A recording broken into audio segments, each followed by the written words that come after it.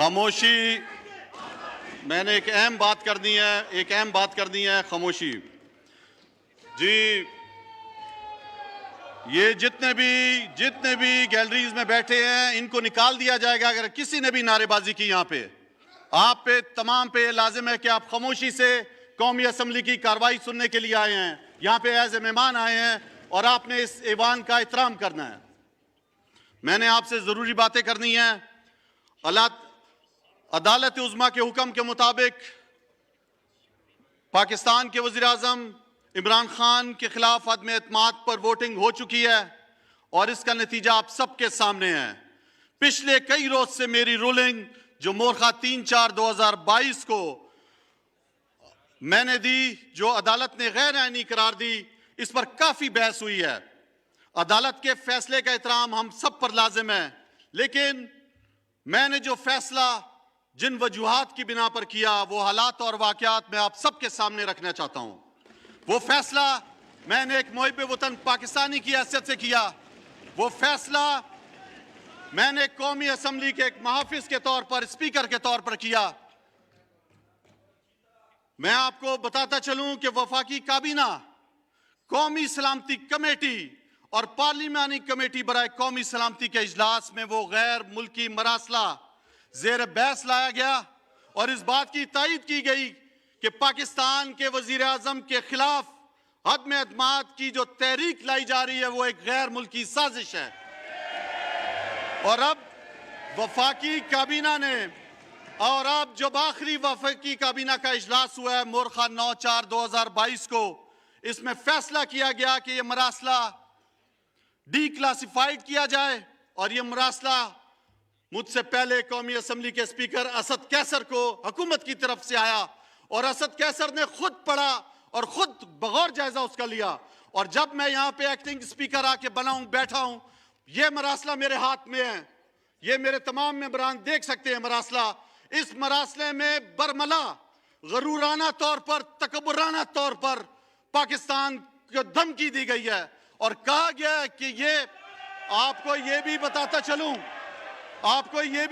चलूं ये मरासला पाकिस्तान में अदम एतमाद की तहरीक आने से पहले ये मरासला दिया गया, ये आया यहाँ पे और इसमें साफ लिखा गया आका की तरफ से कि अगर यह अदम एतमाद की तहरीक कामयाब नहीं होती तो पाकिस्तान को संगीन हालात से गुजरना पड़ेगा।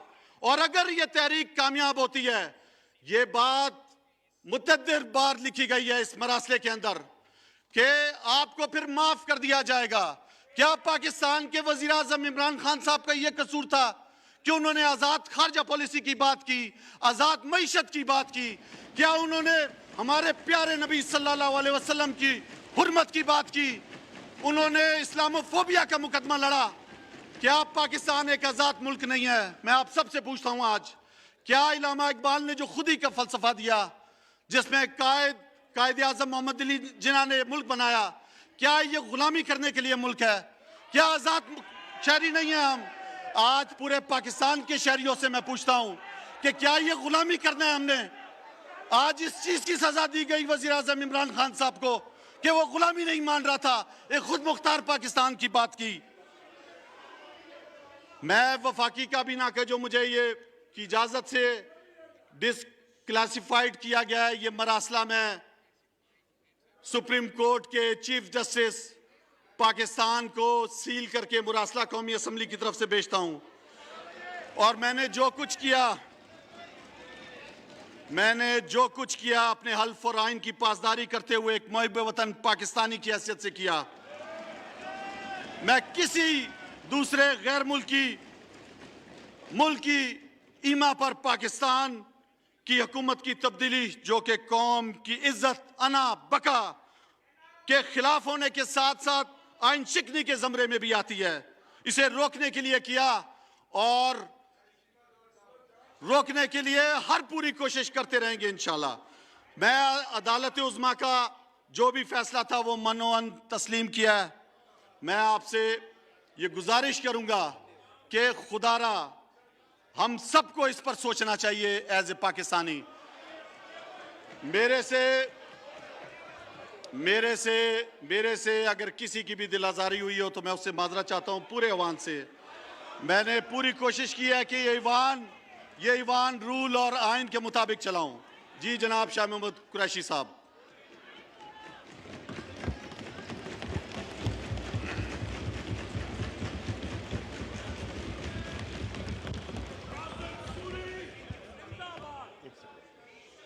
बिस्मिल्लाहिर्रहमानिर्रहीम। जनाब स्पीकर, आज एक आईनी प्रोसेस जो है उसने अपने इख्तितामी मरहले को पहुंचना है। इलेक्शन होगा, कोई कामयाब होगा और कोई आज़ाद होगा। आज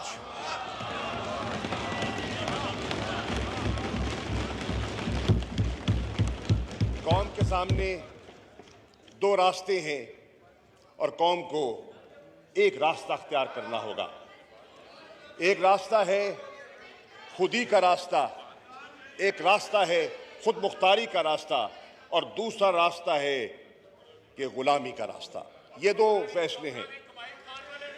जनाब स्पीकर, मैं शुक्रिया अदा करना चाहता हूं जनाब इमरान खान साहब का, जिन्होंने इस अहम मोड़ पर मुझ पर एतमाद करते हुए मुझे यह एजाज़ बख्शा कि मैं पाकिस्तान तहरीक इंसाफ का वज़ीर आज़म का कैंडिडेट उनने इंतखाब किया। मेरी जमात की कोर कमेटी ने इमरान खान के फैसले को इंडोर्स किया। जनाब स्पीकर, मैं शुक्रिया अदा करना चाहता हूँ मोअज़्ज़ज़ मेंबरान असम्बली का। मैं मोअज़्ज़ज़ मेंबरान असम्बली का खामोशी इख्तियार करें, खामोशी इख्तियार करें, सबको मौका मिलेगा। मेरे साथ तावन करने का फैसला किया। मैं अप्रिशिएट करता हूं कि इन्होंने वफादारियां तब्दील नहीं की, ये अपने असूल मौक़िफ़ पर कायम रहे, ये झुके नहीं, ये बिके नहीं। मैं इनका शुक्रगुजार हूं। जनाब वाला, आज मैं ये रिकॉर्ड पे अर्ज करना चाहूँगा कि अल्लाह के फजल करम से मेरी जमात तहरीक इंसाफ, जो निस्बतन एक नई जमात है, बहुत सी पुरानी जमातें मौजूद हैं, उस नई जमात ने मुख्तलिफ इर्तिका की मनाजिल से गुजरते हुए आज एक ऐसा मकाम हासिल कर लिया है कि आज उसका एक नज़रियाती असासा जो है वो लोगों के और उसका जो एक सोच है लोगों के दिलों में पैवस्त हो चुकी है। जनाब वाला, आज लोग देख रहे हैं कि एक तरफ मुल्क की एक सोच की अक्कासी करने वाला तबका बैठा है और दूसरी तरफ एक इत्तेहाद बैठा हुआ है। ये इत्तेहाद मुख्तलिफुल ख़याल जमातों का एक मजमुआ है। जनाब वाला, हमारी नज़र में तहरीक इंसाफ की नज़र में ये इत्तेहाद जो है एक गैर फितरी इत्तेहाद है। ये गैर फितरी इत्तेहाद इसलिए मैं कह रहा हूँ जनाब स्पीकर, उसकी वजह यह है कि तारीख इस बात की गवाह है कि इस ऐवान में बहुत सी ऐसी मुअज़्ज़ज़ जमातें बैठी हैं जो आज यकजा दिखाई देती हैं किसी मकसद के हसूल के लिए, लेकिन तारीख इस बात की गवाह है कि इनमें कोई नज़रियाती हमआहंगी नहीं है। क्या पाकिस्तान की तारीख इस बात की गवाह नहीं है कि जमीयत उलमाए इस्लाम एक फजल-रहमान ग्रुप एक सियासी जमात है और इसी ऐवान में एक बैठी हुई जमात ने उस जमात के कायद को मौलाना मुफ्ती महमूद साहब को कौमी असम्बली से बाहर फेंकवाया गया था। क्या तारीख इस बात की गवाह नहीं है कि यहाँ बैठी हुई एक अहम जमात खैबर पख्तूनख्वा की अवामी नेशनल पार्टी एक ऐसी जमात है, उनकी अपनी तारीख है। क्या तारीख इस बात की गवाह नहीं है कि यहाँ ही बैठी हुई एक जमात ने उन पर मुकदमात कायम किए गए, उनको पाबंद सलासिल किया गया और हैदराबाद जेल में बंद किया गया और उन पर केसेस चलाए गए। क्या तारीख इस बात की गवाह नहीं है जनाब वाला कि यहां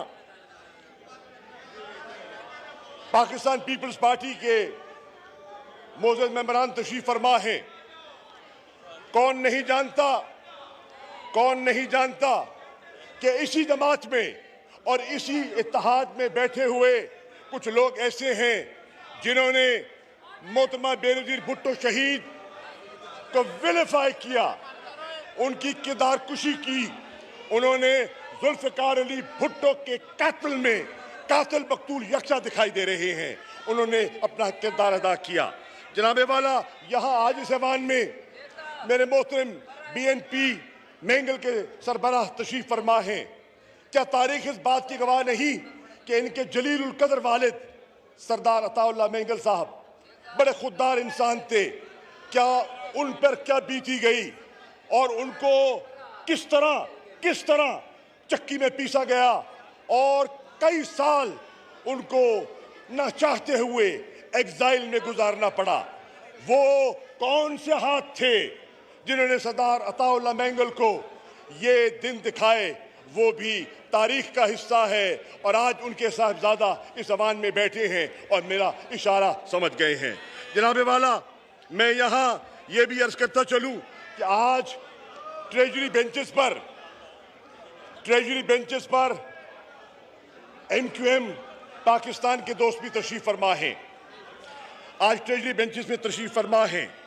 क्या ये कौम इस बात की गवाही नहीं देगी कि 3 साल और 8 माह मेरे MQM के मोअज़्ज़ज़ मेहमान सिंध में पाकिस्तान पीपल्स पार्टी के खिलाफ हिज़्ब इख्तिलाफ का किरदार अदा करते रहे? क्या तारीख इस बात की गवाही नहीं देगी कि वो कहते रहे कि कराची के हुकूक को सल्ब किया जाता रहा और कराची के साथ नाइंसाफी होती रही? तो आज किन से मुंसिफी की तवक्को ले बैठे हैं? क्या तारीख इस बात की गवाह नहीं है कि मेरे MQM के दोस्तों ने एक एहतजाज रिकॉर्ड कराया? सिंध की पीपल्स पार्टी की हुकूमत ने जो लोकल गवर्नमेंट का कानून पास किया उसके खिलाफ सिक्योरिटी कमेटी कर रही है।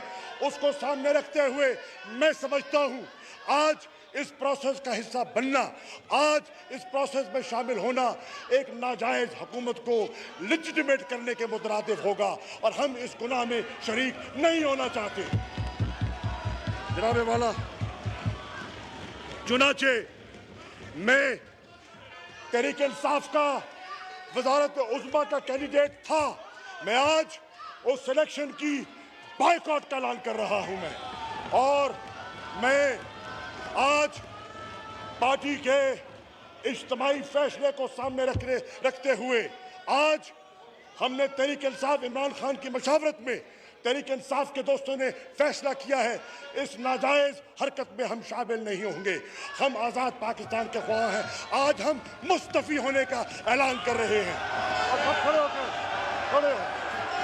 हम सब मुस्तफ़ी होने का ऐलान कर रहे हैं और इंशाअल्लाह ये एक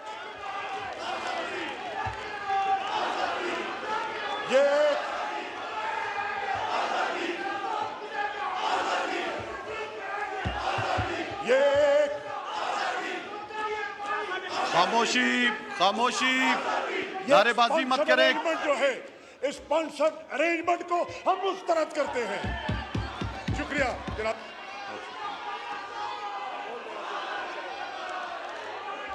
जी, आइटम नंबर 2, मेरा ज़मीर गवारा नहीं करता कि मैं इस कार्रवाई का हिस्सा बनूं। मैं इस चेयर से उठूंगा और एयाज सादिक जो है वो यहाँ पे आके इजलास चलाएंगे।